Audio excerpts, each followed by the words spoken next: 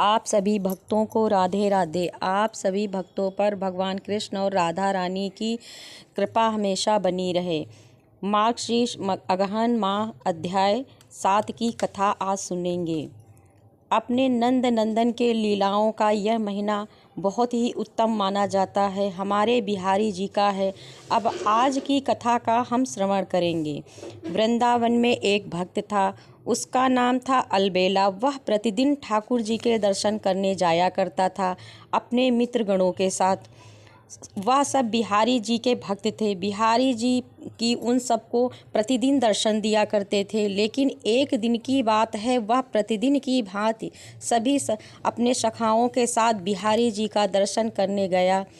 तब वहाँ पुजारी पर्दे को हटाते फिर गिराते, तभी सबको दर्शन होने लगे। सभी लोग जयकारा लगाने लगे, बाके बिहारी की जय हो।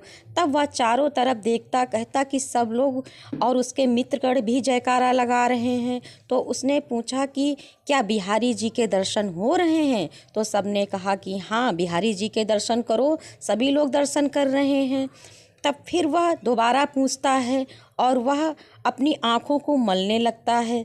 उसने देखा कि उसे बिहारी जी दिखाई नहीं दे रहे हैं, सिंहासन खाली है।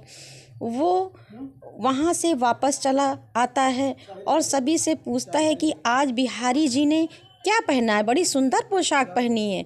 तो सभी कहते हैं कि आज बिहारी जी ने पीले रंग की पोशाक पहनी है, नीले रंग का पाग पहना है। तो अच्छा कहता और फिर वापस चला आया। लेकिन वह रात भर परेशान रहा और ना खाया ना पिया और ये सोचता रहा कि बिहारी जी सबको दर्शन दे रहे थे, मुझे क्यों नहीं दिख रहे थे। फिर दूसरे दिन वह सुबह बिहारी जी का दर्शन करने पहुंचा। जैसे ही कपाट खुले, सब लोग बिहारी लाल की जय हो के नारे लगाने लगे। सब दर्शन करने लगे। उसने फिर देखा कि सिंहासन खाली है, बिहारी जी नहीं है। सभी दर्शन कर रहे हैं। ये सोचकर वो बहुत परेशान हो रहा है और सोचता था कि मुझसे ऐसा क्या अपराध हो गया है कि बिहारी जी मुझे दर्शन नहीं दे रहे हैं।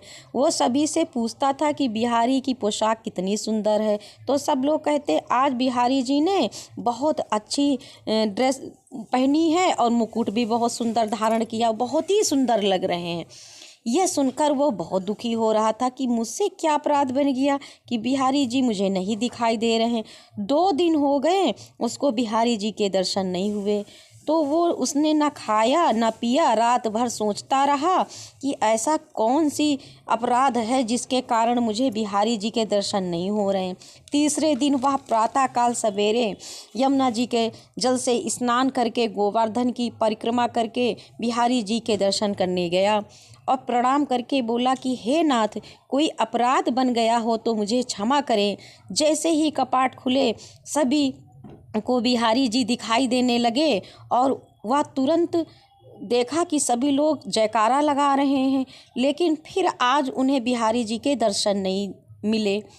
तब वो बेचारा बड़ा दुखी हो गया और दुखी होकर के बाहर निकल आया और बोला कि आज मैं अपने प्राणों का त्याग कर दूंगा।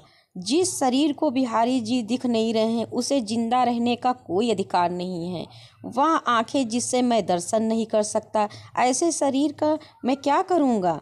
यमुना नदी के किनारे पहुंचकर वह गया और बाहर जाकर के बैठ गया और यमुना मैया से प्रार्थना करने लगा कि हे माँ, मुझसे कौन सा अपराध हो गया है जो बिहारी जी मुझे दर्शन नहीं दे रहे हैं।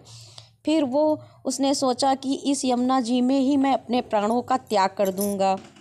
वो अंदर जाने लगा। तभी एक व्यक्ति पीछे से आवाज़ देने लगा और कहने लगा कि अरे रुको भाई, मेरी तरफ देखो, मैं तुमसे कुछ कहना चाहता हूँ। तो अलबेला जी ने कहा कि क्या कहना चाहते हो? कहें पहले बाहर आओ तब मैं बताऊँगा। ऐसा कह कर के वो उसके पास आने लगा और आते ही उसने देखा कि उस व्यक्ति के शरीर में कोढ़ लगा हुआ था। तो उसने कहा कि मुझे स्वप्न आया है, बिहारी जी ने स्वप्न में कहा है कि अगर तुम अलबेला नाम के व्यक्ति से ये कह दे कि तुम्हारा कोढ़ हट जाएगा तो ये कोढ़ ठीक हो जाएगा। तो उसने सोचा कि 3 दिन हो गए हैं बिहारी जी दर्शन नहीं दे रहे हैं और स्वप्न में कह रहे हैं कि ये मेरे कहने से ये ठीक हो जाएगा। कैसी लीला है प्रभु आपकी। ऐसा कहकर उसने बिहारी जी को मन और तन मन से प्रणाम करा, वंदना करके कहा कि हे प्रभु इसके शरीर का कोढ़ ठीक कर दीजिए। फिर आंखों को खोलकर उसने देखा कि तो साक्षात बिहारी जी खड़े हैं। पहले तो उसे विश्वास नहीं हुआ, फिर गले लगकर खूब रोया, बोला कि हे नाथ मुझसे क्या अपराध हुआ था जो मुझे आपने दर्शन नहीं दिए, बताएं नाथ। तब प्रभु बोले कि सब मुझसे मांगने आते हैं, कृपा करो प्रभु, परंतु आज तक तूने कुछ नहीं मांगा, मेरे पास देने के अलावा है क्या, इसीलिए तुम मांगते नहीं हो, मैं तुम्हें दर्शन नहीं दूंगा। क्योंकि मैंने महसूस किया था कि बिना मांगे मेरी सेवा कर रहा है, इसीलिए मैंने तुम्हें दर्शन नहीं दिए। आज तूने कुष्ठ रोगी के ठीक होने का भाव मांगा है, इसीलिए मैं तेरे भाव से प्रसन्न होकर तुझे दर्शन दे दिया हूँ। बोलो बाके बिहारी लाल की जय हो।